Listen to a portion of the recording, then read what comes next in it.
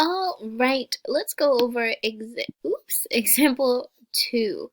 All right, so if I were to go back to the Google Forms, so remember, like, don't forget your Google Forms. Let me just post this a little bit closer right here. So here's example 2. Now, what do we notice here? We notice that the coefficient is positive, right? The number next to x or being multiplied by x is positive. So this time we don't need to flip. Like everything stays exactly the same. So you would solve this like you normally would solve this. So on the Nearpod, I'm gonna press next right here. Okay. And again, we solve this like we usually do. The only difference now is that the variable is just on the other side, but that's okay. Still the same thing. You have your oops, and I am not, let me just make this a little bit thinner. Okay, so you have your number side and you have your variable side. Same thing, nothing changes, and we always start with the variable side. This time it's just on a separate side, but regardless, it's on the variable side. So what are we going to do? We get rid of the constant, always first.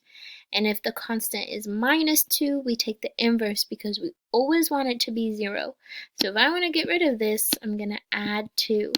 And again, we put the +2 under the -2, not under the 3x, because 3x plus 2 are unlike terms. It would literally do nothing for us.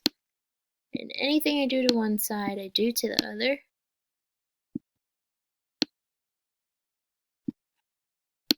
-2 plus 2, that's 0. And we get 3x is less or equal to 12. Now, again, we don't flip because, again, we want to get 1x. We want to figure out what times 3 gives me 12. We already know that x is going to be less than or equal to 4. But I just want to remind you that we do not flip if I'm dividing by a positive number. So we divide on both sides. Okay, that's not supposed to happen. So let's go back. Okay, and then we get 1x is less or equal to 4. So nothing changes, nothing flips, none of that. It stays exactly the same. So here we would say, and we read this like from the perspective of x, right? Like we always want to know what x is. So the way I read it is always starting at x. So here, this is saying x is less or equal to 4. So don't get like confused with the direction. Even though x is now on a different side, is on the right side, we still read it in terms of x from x's perspective. So x is less than or equal to 4 or equal .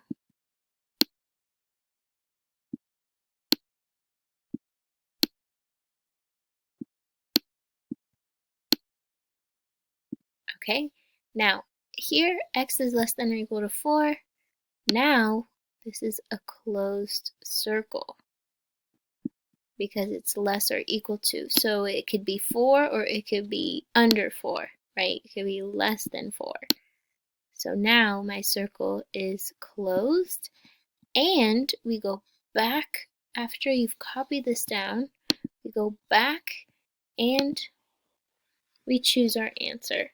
So again, like when you're doing this, just make sure to go back and forth with the Google form and your scratch paper if you're on the Nearpod.